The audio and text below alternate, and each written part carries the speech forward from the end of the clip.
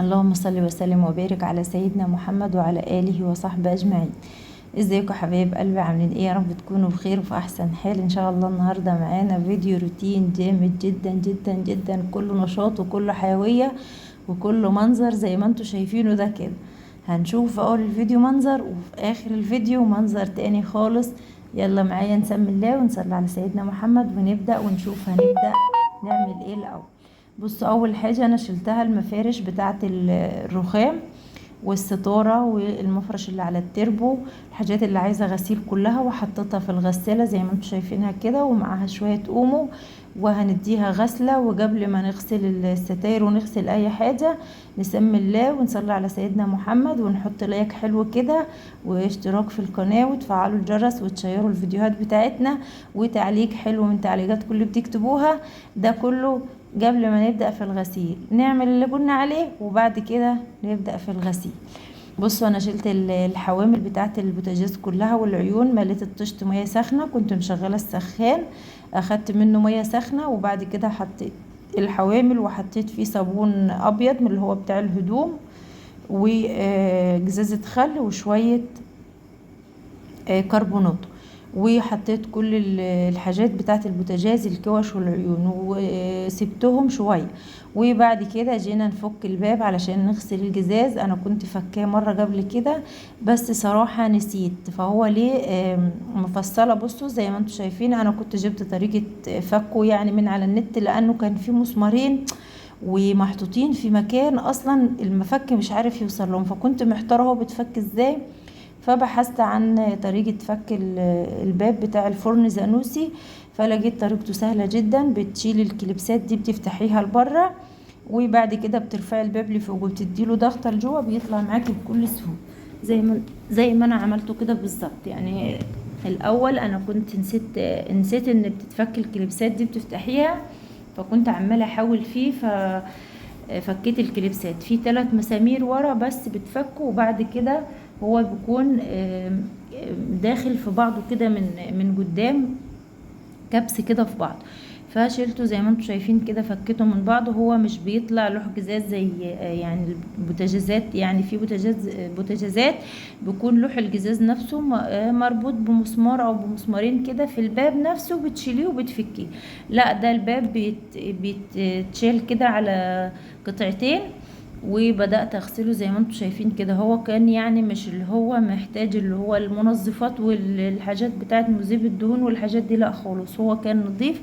انا طبعا ايدي فيه على طول وبنضفه.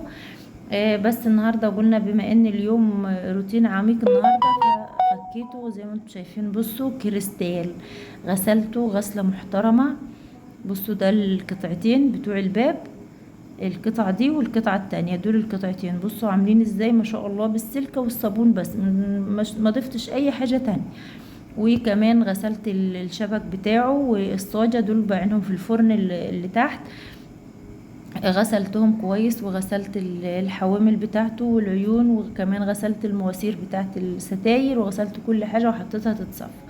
بعد كده بدأنا نفكك حاجة حاجة. الشماعة دي بتاعت اللي بتعلق عليها المجشة والجاروف والحاجات دي كانت متعلقة، كنت كل ما اجي اعمل روتين في المطبخ اغسلها بس وامسحها كده.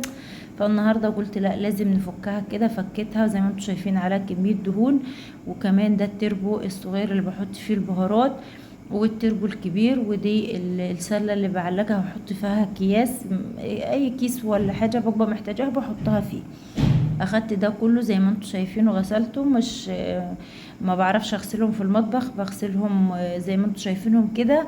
وغسلت المطبقية فكيتها، والتربو الصغير والتربو الكبير، غسلت كل حاجة في المطبخ. ودي الحاجات اللي كانت في التربو فضيتها على الصينية، وطلعت كل حاجة في المطبخ بره، حاجات المواعين كلها اللي كانت في المطبخية واللي كان تحت الرخام. وكمان خلعت الباب بتاع البلكونة، الجزاز والسلك، اغسلهم. لسه مش غسلتهم، انا جلعت فكيتهم كده، وهاخدهم في الحمام برضو هغسلهم غسلة محترمة.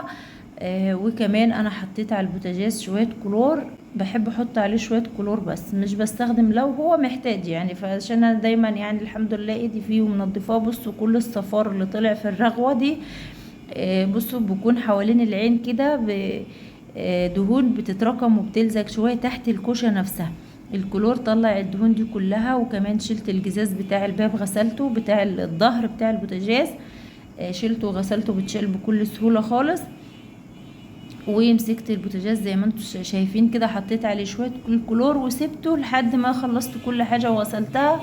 وجيت اغسل فيه زي ما انتم شايفين، والمفاتيح، ودخلت السلكة حوالين المفاتيح، والسيوف اللي بكبة في تحت الوش دي بيكون فيها دهون برضو يعني. كان نفسي اشيل الوش صراحة، بس خفت ان انا يعني العب في البوتاجاز كده ابوظه. غسلت الفرن اللي جوه، وغسلت الفرن نفسه، والفرن اللي تحت نضفته خليته كله زي الفل بالسلكة عادي وبالصابون. بس مش بعمل كده دايما، يعني المية دي كل فترة يعني بعيدة جدا عشان ادلج عليه مية واغسله زي ما انتم شايفين كده. لا مش على طول خالص، بس انا طبعا كل يوم بغسله بالفوطة. بصبنه بالسلكة وبنشفه بالفوطة، بس اغسل الفوطة وانشفه. انما دلج المية والبهدلة دي كده لا، كل فترة يعني، كل ممكن شهرين 3 اعمله كده. انما على طول لا، مية لا صراحة يعني. اخدت بوتاجاز، فضلت احط عليه مية، وبعد كده ميلته على جنب، وفضلت بالكوباية وادلج عليه وفي الفرن من جوه. وبصوا الفرن منزل ايه ده، كلها رواسب نازله من الفرن من جوه. بصوا البوتاجاز بقى ما شاء الله، هو كان نظيف. مش بستخدم المنظفات والحاجات دي، شويه كلور حطيتهم. وانا اصلا البوتاجاز بتاعي الاستانلس بتاعهم اللي هو الاستانلس المطفي، مش الاستانلس اللي بيلمع. فهو كده كده ما بيلمعش عشان هو طبيعي الاستانلس بتاعه مطفي. غسلته وغسلت الفرن من جوه وغسلت الجناب بتاعته وخليته كله زي الفل. وكمان شلت الصاجة ديت لوحدها كده، غسلتها وركبتها تاني، ورجع البوتاجاز معانا زي الفل. علشان البوتاجاز اللي زي الفل الحلو ده كده لايك حلو منكم، علشان البوتاجاز بتاعنا النهارده واللمعان بتاعه والنظافه اللي احنا فيها النهارده والتعب اللي تعبناه النهارده مش تضيعوه من غير لايك حلو كده. اللهم صل على سيدنا محمد. خلينا زي الفل. كان فاضل معانا ايه بقى؟ الحيط. مسكت الحيط، طبعا انا كنت اديته دعكة حلوة، بس حبيت يعني اصور معاكم انا عملت ايه. مية بكلور وصابون، وجبت السلكة حطيتها على الفرشة الخشنة، وجبت الحيط كله من فوق لتحت كده زي ما انتم شايفين. طبعا انا مش مصورة كل حاجة بالتفصيل، لان طبعا يعني الجو حر، و يعني بكون براحتي في البيت، مثلا جلعة الطرحة بلبس بيتي بتاع. فمش عارفة ان انا صراحة اوضح التصوير، بس صورت معاكم كل اللي انا عملته. بصوا انا جيت اشغل المية في الخرطوم مش راضية توصل، فسيبته. وبعدين جبت الكوباية قعدت ارش بالكوباية على الحيطة كده. فمش عارفة صراحة، لان الحيطة بسجل المية بعيد فوق بترجع بتبهدل الدنيا تاني. فكان الخرطوم اشتغل. مسكت الحيط كله غسلته بالفرشة واللي عليها السلكة زي ما شفتوها كده، كل الحيط الجوانب بتاعت المطبخ، وبالكوباية فضلت ارش. وبعد كده الخرطوم اشتغل، المية اشتغلت في الخرطوم، غسلته بالخرطوم. صراحة كنت مرعوبة من الكهرباء. بصوا كده كله انغسل، وغسلت الباب كمان وكل حاجة. بس في حتت فيها، بصوا اللي هي الحيطة اللي فوق البوتاجاز اللي كان عليها ورق الحائط دي، كان ورق الحائط دي كان معلم عليها. صراحة تعبني جدا. هو يعني نوعا ما طلع شوية، بس لا ما نضيفش للآخر، بس واحدة واحدة يعني، مرة في مرة بينضف. وغسلت كمان الحيط في الوقت ده كده. رحت اتغدى، طبعا سبت كل حاجة ورحت اتغديت. كان ما كنتش عارفه اعمل اي اكل في البيت خالص، فبعت سهير عند مرات عمها. راحت عملت اكل هناك واكلنا سوا. عملوا اكل نواشف كده مسجعه وبيض وبطاطس وطعميه وفول وحاجات تحبيشه ناشفه كده، واتغدينا مع بعض عندهم. هما جهزوا الاكل، وبعد كده بعتولي. رحت اتغديت وشربت شاي طبعا واخدت استراحة، ورجعنا. طبعا الشجع هيسيبنا ويروح فين؟ رجعنا بعد الاستراحة نكمل على طول. كنت خلصت بقى كل حاجة اتغسلت والحيط وكله. وطلعت كل المواعين اللي كانت في الرخام بره، ومسكته غسلته زي ما انتم شايفين بالسلكة والصابون، وشطفته كويس بالمية بصوا كان يوم الدلج العالمي النهارده. دي كل حاجه في الرخام من جوه طلعتها. هنخلص الرخام ونغسله وننضفه وننشفه ونفرش المفارش اللي غسلناها كده مع بعض. نجيبها مزهزهه كده من على الحبل ومية مية، وفرشنا زي ما انتم شايفين كده. جبت الكرسي الصغير بتاعي وقعدت عليه وفرشت المفارش ورصينا كل حاجه زي ما كانت ورجعنا كل حاجه مكانها. والمنظمات ديت الرفوف دي اللي فيها تحت اللي هي حاجات المشروبات، الشاي والسكر، النسكافيه، البن، الحاجات دي حطيتهم في المنظمات. والرف اللي فوقهم الزيت، الملح، البهارات، شوية حاجات يعني حاجة البهارات كده برضو حطيتها في منظمات. اللهم صل على سيدنا. ومسكت الأرضية غسلتها.